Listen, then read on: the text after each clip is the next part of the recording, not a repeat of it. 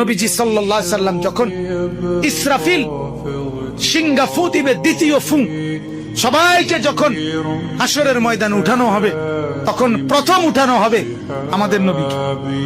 হাদিসে আছে 4 ফেরেশতা জিবরাইল, মিকাইল, ইসরাফিল, আজরাইল আসবেন নবীজির রওজা মুবারকে।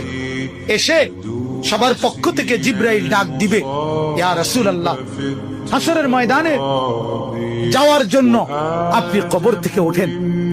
হাদিসে আছে আল্লাহর নবী সাল্লাল্লাহু আলাইহি সাল্লাম কবর থেকে চোখ মেলবেন আর উঠে দাঁড়াইতেই কপালের বালু মুছতে মুছতে তাকাইয়েই বলবেন প্রথম কথা, জিবরাইল, তোমরা শুধু 4 জন ফেরেশতাই আসলা আমাকে নেওয়ার জন্য, আমার উম্মত আসে নাই। আমার উম্মত কোথায়? আমার উম্মতের হালাত, আমার উম্মত কি আমার বর্তমানে জাহান্নামে চলে গেল নাকি?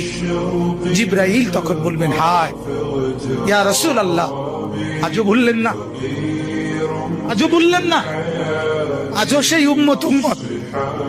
যাওয়ার দিনও বললেন, দুনিয়ায় থাকতেও বললেন, আজও বললেন।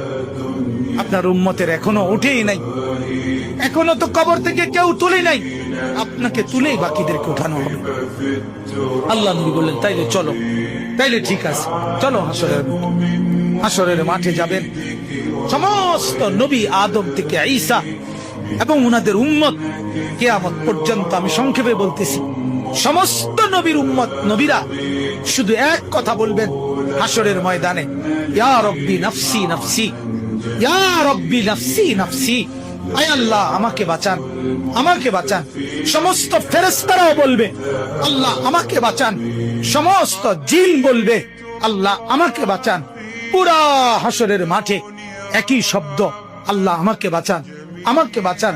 সবাই শুনবে, কে যেন একজন শুধু আছে, কোন এক জায়গা থেকে শোনা যাইতেছে, কে যেন একজন বলতেছে, ইয়া রব্বি উম্মতি উম্মতি, আয় আল্লাহ আমার উম্মতকে বাঁচান, আমার উম্মতকে বাঁচান।